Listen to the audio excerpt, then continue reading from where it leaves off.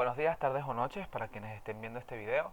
Yo soy Javier Cabrera, preparador de la Cátedra de Anatomía Normal de la Escuela Vargas, y me corresponde en esta serie de videos de vascularización de la pelvis hablar acerca de la arteria pudente interna, así que comencemos. Ahora, la arteria pudente interna es probablemente la rama más compleja de todas las ramas parietales extrapélvicas que proporciona la arteria ilíaca interna, o también llamada arteria hipogástrica. En este caso es una de las ramas terminales del tronco anterior de la arteria hipogástrica. Bien, ahora, la arteria pudente interna, digamos, tiene un corto trayecto dentro de la cavidad pélvica, simplemente pasa por delante del plexo sacro y a continuación sale de la cavidad pélvica a través del agujero ciático mayor. Recordemos pequeñas nociones básicas acerca de este agujero. Es que este agujero originalmente no es más que lo que se conoce como la escotadura ciática mayor, ¿okay? Que estaría más o menos delimitada donde yo estoy pasando mi cursor, y esta escotadura es parte del borde posterior del hueso coxal. Esa escotadura se convierte en un agujero debido a la presencia de este ligamento, que es el ligamento sacrotuberoso, y por supuesto el ligamento sacroespinoso también termina de cerrarlo. Ahora, el agujero ciático mayor, después de que ya está delimitado, queda entonces subdividido en otros dos subagujeros, ¿okay? Que serían el agujero infrapiriforme y suprapiriforme, por la presencia del músculo piriforme, también llamado músculo piramidal, ¿okay? A través del agujero suprapiriforme pasa el paquete vasculonervioso glúteo superior, mientras que a través del agujero infrapiriforme pasa el paquete vasculonervioso glúteo inferior. ¿Bien? Y adicionalmente a ello pasa el nervio ciático, pasa el nervio glúteo inferior, pasa el nervio cutáneo femoral posterior, la arteria glútea inferior y por supuesto los elementos del paquete vasculonervioso pudendo, de los que vamos a hablar a profundidad el día de hoy.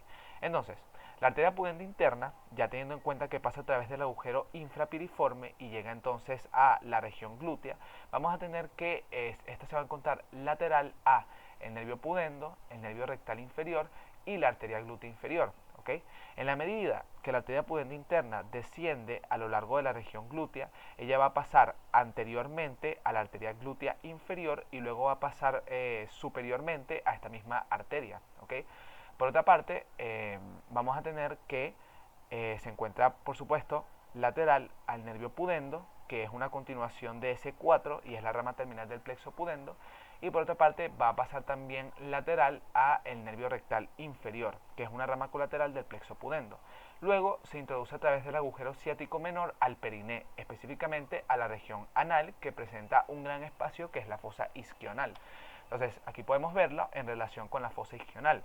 No se encuentra como tal dentro de la fosa isquional, sino que se encuentra contenido dentro de una prolongación de la fascia obturatriz conocida como el conducto pudendo o conducto de Alcock. Dentro de este conducto pudendo, ella se encuentra por lo general por debajo de la vena pudenda interna y por encima del nervio pudendo, ¿ok? Es decir, el paquete vasculonervioso pudendo en el interior del conducto de Alcock presenta una disposición VAN o VAN, es decir, vena, arteria y nervio de superior a inferior. En esta imagen de Netter está representado como una disposición ABN, es decir, arteria, vena y nervio de superior a inferior. Cualquiera de estas dos disposiciones es válida. Es simplemente que Rubier menciona con mayor frecuencia la disposición VAN, pero cualquiera de las dos están descritas dentro de Rubier y otras literaturas. Ahora, la arteria pudente interna en su trayecto a lo largo de el conducto pudendo proporciona una arteria de gran importancia, que es la arteria rectal inferior, la cual se dirige oblicuamente hacia el conducto anal y el tercio inferior del recto, y lo irriga, ¿okay? Formando parte, por supuesto, de la irrigación de este órgano. ¿Cómo lo podemos ver en la próxima imagen? Fíjense cómo la arteria rectal inferior nace en el interior del conducto pudendo y se dirige medialmente hacia el conducto anal. Ahora, en la medida que la arteria pudente interna se dirige hacia anterior, una vez llega al borde posterior del músculo transverso superficial del periné, va a proporcionar la arteria perineal. La arteria perineal, que es la que estoy señalando con mi cursor, se dirige anteriormente. Recordemos que en periné todo lo que se encuentra hacia acá es anterior, todo lo que se encuentra hacia acá es posterior. Vamos a tener entonces que se dirige anteriormente. Rubier describe que pasa por debajo del músculo transverso superficial del periné, mientras que en esta imagen podemos ver que pasa es superiormente, ¿ok?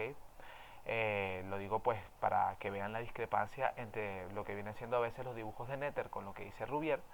La arteria perineal pasa por debajo del músculo transverso superficial del periné y llega al espacio perineal superficial, también llamado triángulo isquiovulvar, discurriendo en su interior.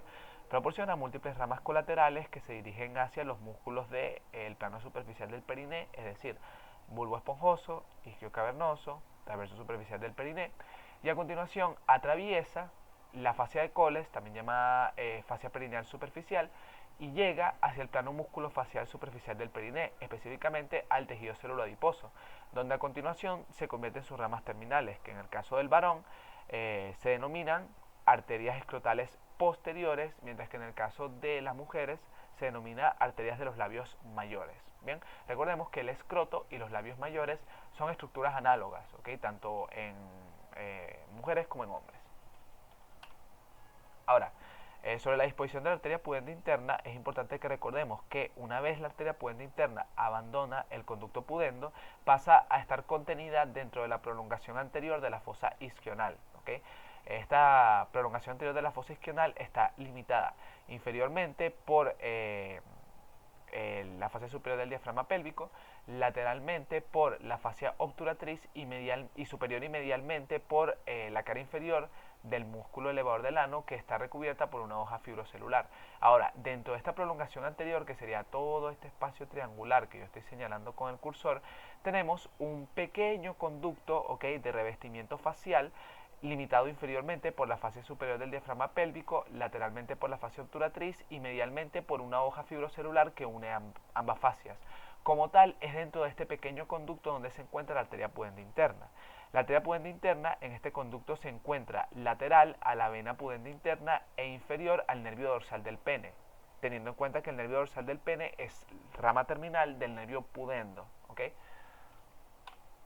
Ahora, las ramas colaterales de la arteria pudenda interna son las siguientes. Es importante tener en cuenta que esta arteria no proporciona ninguna colateral pélvica, ninguna. Todas sus ramas son perineales y proporciona una rama colateral de poca importancia a nivel de la región glútea, destinada a irrigar al músculo glúteo mayor.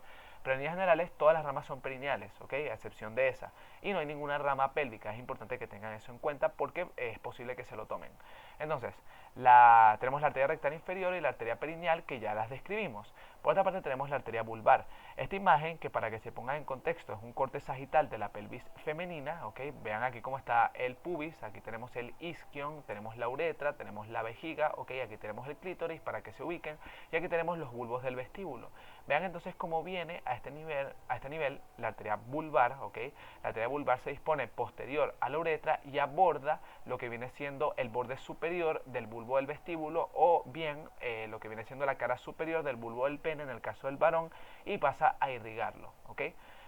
A continuación tendremos entonces la arteria uretral. Fíjense que la arteria uretral atraviesa lo que viene siendo el plano medio del periné y a continuación comienza a dirigirse hacia anterior para terminar, en el caso de la mujer, en el plexo venoso intermedio, que se encuentra en el pliegue de la rodilla del clítoris, también llamado plexo venoso de Cobelt, y en el caso del varón pues se introduce en el interior del cuerpo esponjoso del pene y acompaña a la uretra a lo largo de todo su trayecto. Luego vamos a tener las arterias cavernosas. Las arterias cavernosas, que las estoy señalando en la imagen, se introducen en el espesor de los cuerpos cavernosos, y recorren pues todo el cuerpo cavernoso desde la parte más posterior hacia la parte anterior. O sea, fíjense, aquí tenemos el cuerpo cavernoso del clítoris y fíjense cómo la arteria cavernosa pues se introduce en el interior de ese cuerpo cavernoso y se dirige hacia anterior hasta llegar a su terminación. Tenemos a las arterias vesicales anteriores. Fíjense que la tenemos justamente a este nivel. Ella se aplica sobre lo que viene siendo la parte anterior de la vejiga y proporciona múltiples ramas colaterales que se anastomosan, como podemos ver aquí, con la arteria obturatriz. Acuérdense que la arteria obturatriz también participa en la irrigación de la vejiga, y que se anastomosan por supuesto también con la arteria vesical superior, que es rama colateral de las arterias umbilicales. Aquí tenemos a la arteria adiposa prevesical, y tenemos a la arteria retrosinfisaria, y aquí tenemos la arteria presinfisaria. Todas estas son las ramas colaterales de la arteria pudenda interna. Por eso es que esta imagen me gusta bastante, a pesar de que reconozco que no es la imagen más bonita. Es una imagen que verdaderamente permite explicar todas las ramas colaterales de la arteria pudenda interna. Y por último tenemos a la rama terminal, que es la arteria dorsal del pene o la arteria dorsal del clítoris. En cualquiera de los dos casos, esta arteria atraviesa la lámina lateral del ligamento suspensorio del pene o ligamento suspensorio del clítoris y discurre a través del dorso del pene o dorso del clítoris, ¿ok? Siendo lateral a el nervio dorsal del pene o nervio dorsal del clítoris. Llega entonces dirigiéndose hacia anterior, hacia lo que viene siendo la base del glande en ambos casos, donde ambas arterias dorsales del pene se anastomosan formando un círculo arterial, ¿ok? Alrededor de lo que viene siendo la base del glande, ¿ok? Y de ese círculo arterial nacen ramas superficiales que pasan a irrigar al capuchón del clítoris o por supuesto al prepucio en el caso del hombre, y ramas profundas que se introducen en el espesor de los cuerpos cavernosos y pasan a dar la irrigación, digamos a este nivel, de lo que por supuesto va a ser el glande y también los cuerpos cavernosos. Ahora, sobre el drenaje venoso de la pelvis, simplemente tener en cuenta que las venas ilíacas internas nacen de la confluencia de básicamente todas las venas de la pelvis, ¿ok? Que al mismo tiempo vamos a dividirlas, igual que las arterias, en venas viscerales y venas parietales. Las venas viscerales básicamente es lo que constituye todos los plexos venosos que hemos ido estudiando a lo largo de la unidad. En el caso del hombre tenemos un plexo venoso vesical y prostático, y la confluencia del plexo venoso vesical y prostático forma lo que se conoce como el plexo venoso vésico-prostático, porque ambos están muy unidos densamente. Recordemos que el plexo prostático a su vez se divide en un plexo venoso preprostático, y ese plexo venoso preprostático tiene origen una vena de mucha importancia, que es la vena pudenda interna, ¿okay? Tenemos el plexo venoso rectal, que ustedes estudiaron bastante bien cuando vieron abdomen, ya que al mismo tiempo o sea, el plexo venoso rectal sabemos que drena la vena rectal superior, que es parte del sistema porta, en la vena rectal media y en la vena rectal inferior, que es parte del sistema cava. Y por otra parte tenemos el plexo venoso seminal, ¿okay? En el caso de la mujer tenemos plexo venoso vesical, plexo venoso periuretral, que es análogo al plexo venoso prostático, plexo venoso uterino, que es casi que autóctono de la mujer, plexo venoso vaginal, que es análogo al plexo seminal del varón, y el plexo rectal, ¿okay?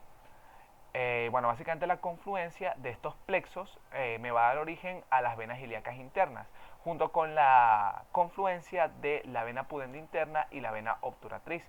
Recordando, y es muy importante que tengan en cuenta, que la vena pudenda interna proviene de el plexo venoso prostático o del plexo venoso periuretral, dependiendo del sexo del que estemos hablando. Y bueno, eso ha sido todo. Muchísimas gracias por su atención y espero verlos pronto en próximos videos. Hasta pronto.